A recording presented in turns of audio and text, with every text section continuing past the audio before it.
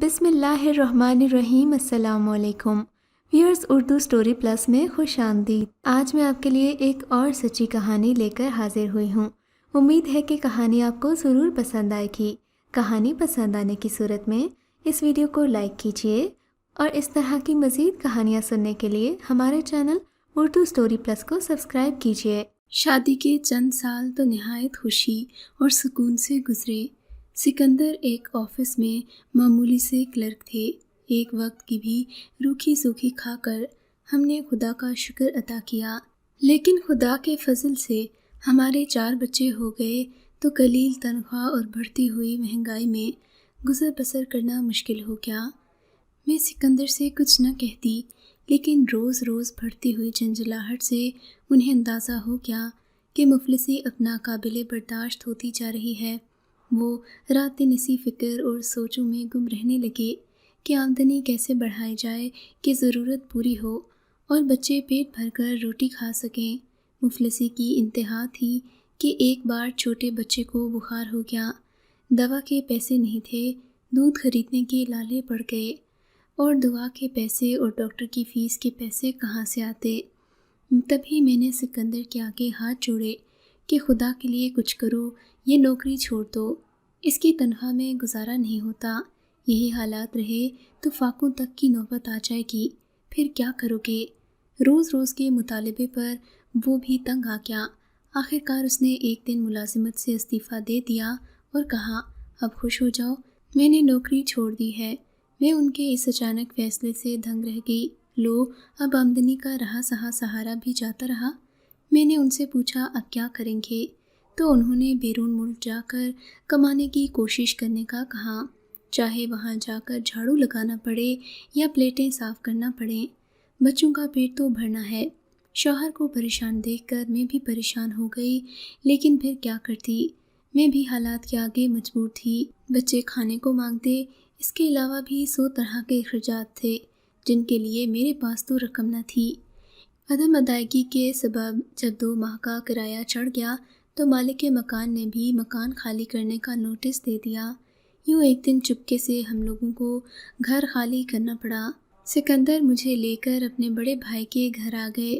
انہوں نے باطل ناخواستہ ایک عارضی کمرہ ہمیں رہنے کو دے دیا، کیونکہ ہم نے ان سے کہہ رکھا تھا کہ جو ہی دوسرا مکان مل جائے گا ہم یہاں سے چلے جائیں گے۔ میرے جیٹھ آصر کے علم میں یہ بات تھی کہ سکندر نے نوکری چھوڑ دی ہے، تبھی مالک مکان نے ہمیں چلتا کیا ہے۔ اگر ان لوگوں کو اصل بات کا علم ہو جاتا تو وہ ہمیں چند دنوں کی پناہ بھی نہ دیتے۔ میری جٹھانی کافی تیز تراز عورت تھی۔ ایک ہفتے بعد ہی طرح طرح کے اعتراضات کرنے لگی۔ میرے بچوں پر سختی شروع کر دی۔ ماں کی دیکھا دیکھی ان کے بچوں نے بھی میرے بچوں کی ٹھکائی شروع کر دی۔ ان دنوں سکندر کس قدر پریشان تھے میں کیا بتاؤں۔ دوستوں سے قرض لے کر خرچ پورا کرتے۔ آخر کوئی کب تک ساتھ دیتا ہے؟ اس سے پہلے کہ ہم میاں بیوی خودکشی کا سوچتے، اللہ نے کرم کیا۔ اچانک ایک دوست کی توسط سے سکندر کو دبئی کا ویزا مل گیا اور وہ آنن فانن زیادہ کمائی کا خواب لے کر دبئی روانہ ہو گئے۔ بہت کوششوں کے بعد بالآخر دبئی میں ان کو ایک اچھی ملازمت مل گئی۔ رہائش ان کے دوست کے پاس ہی تھی جو دبئی لے کر گیا تھا۔ ان کا پہلا خط 20 دن کے بعد ملا۔ لکھا تھا، اگرچہ نوکری ملنے سے بہت خوش ہوں، لیکن تمہاری اور بچوں کی جدائی بہت دکھ دیتی ہے۔ تم سب بے حد یاد آتے ہو، جی چاہتا ہے اڑ کر گھر پہنچ جاؤں۔ اس کے جواب میں نے لکھا، پیارے سکندر، جدائی کے یہ دن بھی کٹ جائیں گے۔ دیکھو، آنے کی جلدی نہ کرنا، وہاں دل لگا کر کام کرنا اور اتنا سرمایہ جمع کر لینا کہ ہمارے بچے مستقبل میں محفوظ زندگی گزار سکیں۔ کبھی کبھی میں سکندر کی بہت زیادہ کمی محسوس کرتی، مگر دل پر جبر کرتی۔ ایک سطر بھی ایسی نہ لکھتی جس سے یہ ظاہر ہو کہ میں ان کی جدائی محسوس کر رہی ہوں۔ ان کی ہدایت تھی کہ میں خط کے جواب میں ہی خط لکھوں۔ وہ کہتے تھے، جب تم لوگ یاد آتے ہو تو بار بار تمہارے خط کو پڑھ کر خود کو بہلا لیتا ہوں۔ فون پر پوری طرح بات ہو نہیں پاتی، خط سے ہی ہوتی ہے۔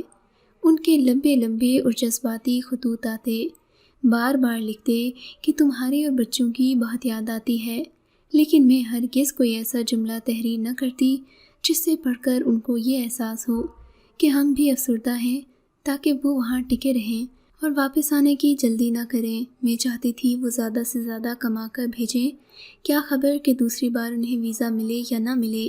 ایک بار نوکری چھوڑ کر آ گئے تو پھر کیا ضمانت تھی کہ دوسری بار ایسی اچھی نوکری مل پائے گی۔ میں اسی وجہ سے خود غرض بنی ہوئی تھی، اپنے اور بچوں کے اصل جذبات ان سے چھپائے ہوئے تھے، لیکن ان کے دل کو ٹھیس پہنچی۔ میں سوچ بھی نہ سکی اور وہ مایوس ہونے لگے۔ انہیں لگا کہ جیسے ہمیں ان کی نہیں صرف ان کے پیسوں کی ضرورت ہے۔ کاش میں ایک بار لکھ دیتی کہ ہمیں آپ کی کمی محسوس ہوتی ہے، آپ کے جانے کے بعد جدائی ستاتی ہے، آپ کی یاد آتی ہے تو ان کا دل بھر جاتا۔ ان کو گئے ہوئے 1.5 سال گزر چکا تھا۔ ایک بار انہوں نے لکھا، میں بیمار ہو گیا ہوں کیونکہ یہاں بہت زیادہ محنت کرنا پڑ رہی ہے، تب پیسہ ملتا ہے۔ بچوں کو دیکھے بہت دن ہو گئے ہیں، اب جی چاہتا ہے کہ چند دنوں کی چھٹی لے کر آ جاؤں۔ اس بارے میں تم کیا کہتی ہو؟ میں ڈر گئی، اگر یہ چھٹی لے کر آ گئے تو دوبارہ نہ جا سکیں گے، پھر کیا ہوگا؟ جو 4 پیسے جوڑ لیے ہیں اگر وہ کھا پی لیں تو پھر برابر ہو جائیں گے، اس کے بعد کیا ہوگا؟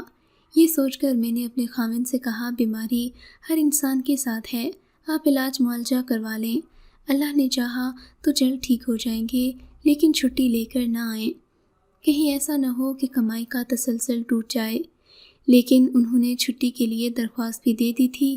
میرا خط ملا تو انہوں نے چھٹی مؤخر کر دی۔ اس کے بعد اکثر ان کی تحریر آنسوؤں کی وجہ سے مٹی ہوئی ملتی، لیکن میں نے اس بات کو نظر انداز کر دیا۔ تمہیں گئے بہت دن ہو گئے ہیں، اب چند دن کی چھٹی لے کر آ جاؤ۔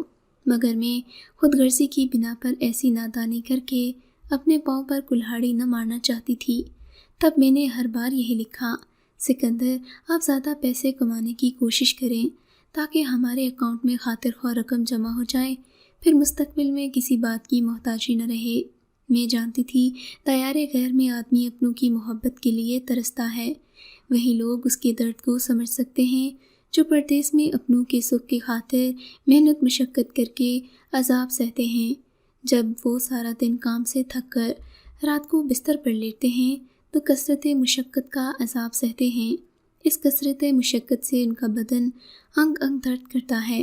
بچوں کی معصوم صورتیں نگاہوں میں گھومتی ہیں۔ سکندر کو گئے اب 2.5 سال ہو چکے تھے۔ اس دن ان کا خط آیا، ثانیہ اب تمہارے بن دن نہیں کٹ رہے، بتاؤ کیا کروں، کہو تو آ جاؤں۔ خط پڑھ کر میرا جی بھر آیا، آنسوں سے آنکھیں لبریز ہو گئیں، پھر بھی جذبات کو قابو کیا اور ان کو لکھ دیا کہ 3 سال پورے کر لیں، بچے یہاں خوش و خرم ہیں اور آس لگائے بیٹھے ہیں کہ ابو آئیں گے تو ہم گھر کے ساتھ نئی گاڑی بھی لیں گے۔ مسلسل کام سے شاید ان کا جی اچاٹ ہو گیا تھا، ہر دم ان کا جی ماند رہنے لگا۔ جدائی کے 3 سال پورے ہونے والے تھے، ان کی صحت خراب ہو چکی تھی، کافی عرصے سے گھر کا کھانا نہیں کھایا تھا، گھر کے کھانے کا ذائقہ تک بھول چکے تھے، بیمار پڑ جاتے تو عیادت کرنے والا کوئی نہ ہوتا، وہاں بس ایک غمگسار کی ضرورت تھی۔ 3 سال کے بعد کانٹریکٹ ختم ہو گیا، کمپنی نے دوبارہ آفر کی تو انہوں نے قبول نہ کی اور وطن واپس آنے کی تیاریاں کرنے لگے۔ ان کے جذباتی پیار بھرے خطوط بھی آنا بند ہو گئے تھے۔ انہوں نے بتایا کہ آنے سے 1 ہفتہ پہلے انہوں نے پورا 1 ہفتہ بیوی اور بچوں کے لیے تحائف خریدنے میں لگایا تھا اور 3-4 سوٹ کیس تحفوں سے بھر لیے تھے۔ ان کے آخری خط میں صرف 3-4 سطریں تھیں کہ میں آپ لوگوں کے پاس جلد پہنچ رہا ہوں۔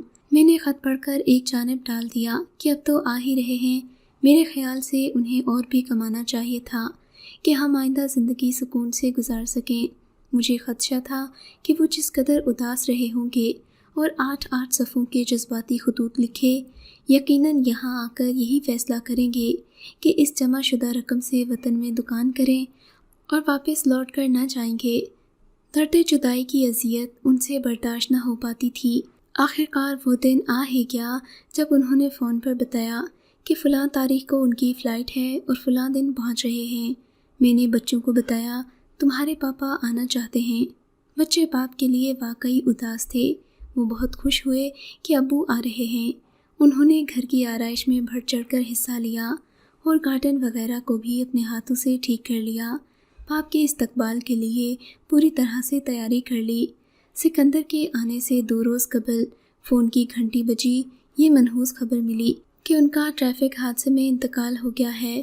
یہ منحوس اطلاع ان کے اسی دوست نے دی تھی جو ان کو اپنے ساتھ دبئی لے گیا تھا۔ وہ خوبصورت خواب جو پورا ہونے والا تھا ان وقت پر ٹوٹ گیا اور ٹوٹ کر ایسا بکھرا کہ کبھی جڑ نہ سکا۔ وہ کمائی جو ہزار دکھ سہ کر انہوں نے اپنے بچوں کے لیے جمع کی تھی، اب وہی میرے بچوں کے لیے کل سرمایہ تھی۔ ظاہر ہے یہ روپیہ عمر بھر کے لیے تو کافی نہ تھا، صرف چند سال کے لیے تھا۔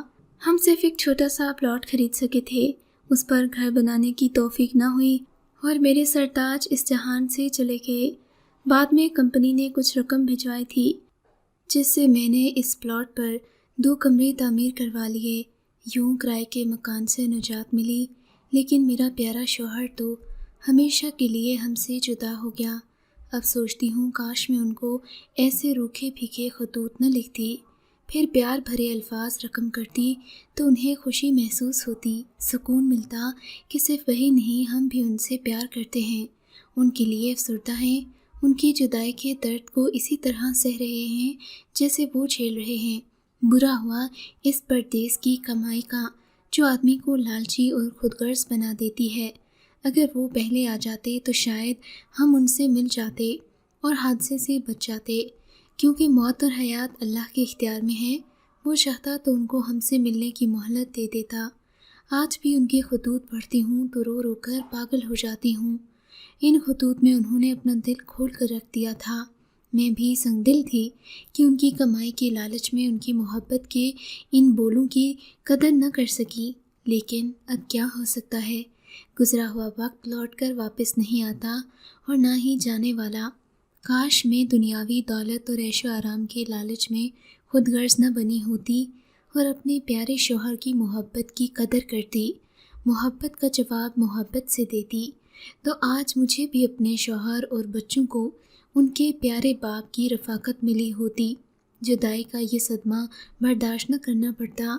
میں صرف ایک بات آپ کے گوش گزار کرنا چاہتی ہوں، خدا را اپنے پیاروں کو پردیس مت بھیجیں، اگر بھیجیں تو میری طرح متاع کے لالچ اور مستقبل کو بہتر بنانے کے لیے خود سے اتنا دور نہ کریں کہ خدا بھی ناراض ہو جائے۔